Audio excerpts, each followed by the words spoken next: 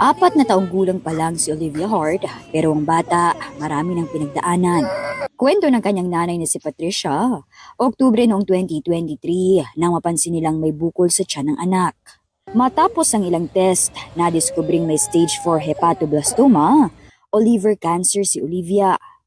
Sobrang bigat, sobrang sakit kasi parang ang bata pa masyado nung anak ko. Hindi niya deserve. And then, bunso ko yun eh. Pinagdasal ko yun para magkaroon ako ng babaeng anak. Pinagdasal ko siya sa maraming simbahan para lang makuha ko siya. Pero nung time na yun, gumuho yung mundo namin. Bakit parang kukunin sa akin? Cancer din ang ikinamatay ng tiyahin at lola ni Patricia. Kaya paniniwala niya noon kapag may cancer ay tila end of the world na para sa kanila. Kaya gano'n na lang daw ang takot nila ng asawa niyang si Brian. Kinailangang tumigil ang mister sa trabaho para matutukan ang pag-aalaga sa anak dahil halos sa ospital na sila tumira. Mabuti na lang daw, marami ring tumutulong sa kanila. Sumailalim si Olivia sa mga chemotherapy at surgery kung saan tuluyan ang tinanggal ang kaliwang atay ng bata. Sa pamamagitan ng dasal at saka sa mga taong sumuporta din po talaga sa amin, ma'am. Kasi napakamahal po ng sakit na cancer. Sobrang pangmayaman po yun. And sa awa ng Diyos, ma'am, sobrang okay na po si Olivia na hindi na namin, wala nang bukol sa katawan niya na which is yun po talaga yung pinaka-goal namin. Sinikap ni Patricia at Brian gumawa ng paraan para may pagkunan sa gamutan ng anak. Kaya nagtinda sila ng Olivia's Gourmet in a Bottle at perfume. Bukod sa gamutan ni Olivia, parte ng kinikita nila dito ay dinodonate ng mag-asawa sa Cancer Institute sa PGH. Hindi po porket tayo ay nahihirapan, hindi na tayo tutulong sa iba. There's a lot of way and yun po yung naisip namin na way, magtinda and share some of it to kids or children who have cancer po. Kaya sana po suportahan niyo po yung mga pampaninda po namin. Ngayon ang mag-asawa may good news para sa mga sumusuporta sa kanilang negosyo at sa mga nagmamahal kay Olivia. Graduate na po si Olivia sa chemotherapy and now she is cancer-free and walang imposible, di ba? And gusto po namin maging inspirasyon sa kanila na dumaan kami dyan at eto kami ngayon. Hindi kami pinabayaan ng Diyos. Basta kumapit lang tayo. Ako po si Mobile Journal Yeda Pascual na nagpapaalala na ang bawat may karamdaman ay kailangan din ng kalinga.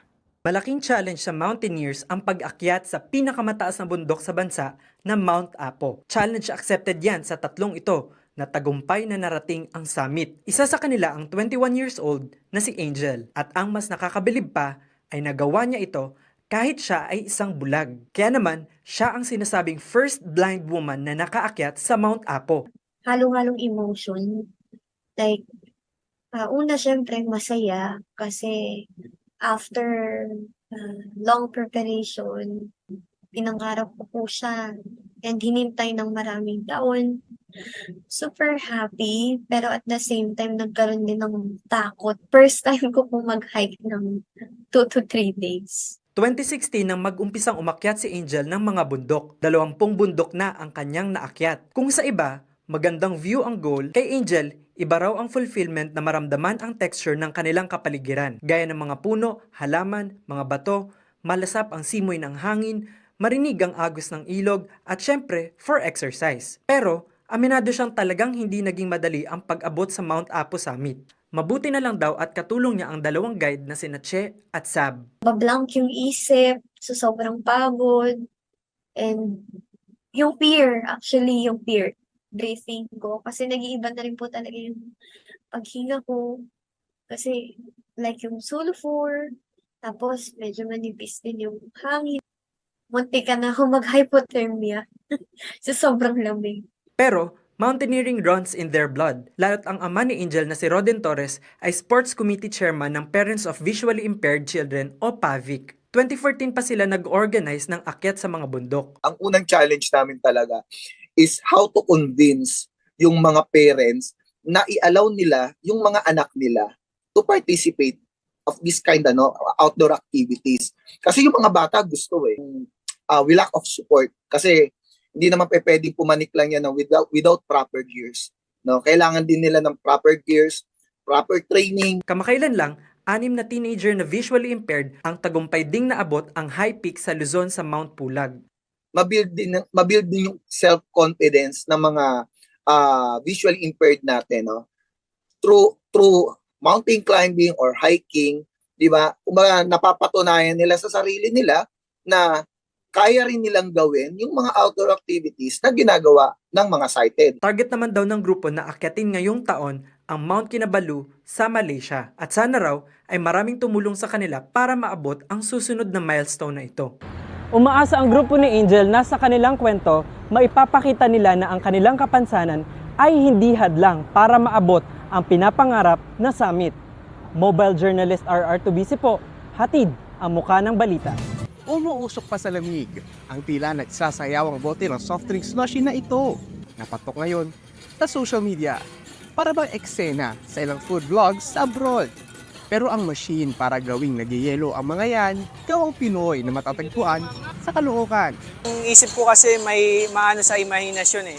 Kahit pakita mo sa akin ng picture o video, so kaya ko siyang gawin. Nakakaintriga ang itsura at parang kahit hindi ka nauuhaw, nakakatakam. Kaya patok na patok daw ang kanilang gimmick. Kada araw nga, umaabot sa 8 cases ng soft drinks ang nabibenta nila.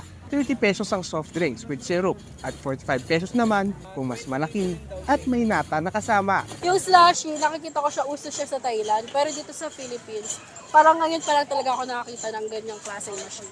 Hindi tayo papahuli na tikman kung anong lasa ng mekus-mekus soft drinks na ito, pero Pinoy version. Hindi yung slushy noon, so nakatulong yun sa texture ng drink mo. Plus, makukuha mo pa rin yung carbonated na sensation na makukuha mo sa pag-inom nga ng mga soft drinks. Gumagawa rin sina Dave Hans ng katulad na machine, kaya pwedeng-pwede sa mga gustong magnegosyo. Ibang klase talaga ang diskarte ng Pinoy pagdating sa paglikha ng mga pangkabuhayan. Kaya kung may sipag at tiyaga, may nilaga na, may soft drink slushy pa. Basta, huwag sobra-sobra ha. Mobile Journal, Ivan Taringki po hatid ang muka ng balita.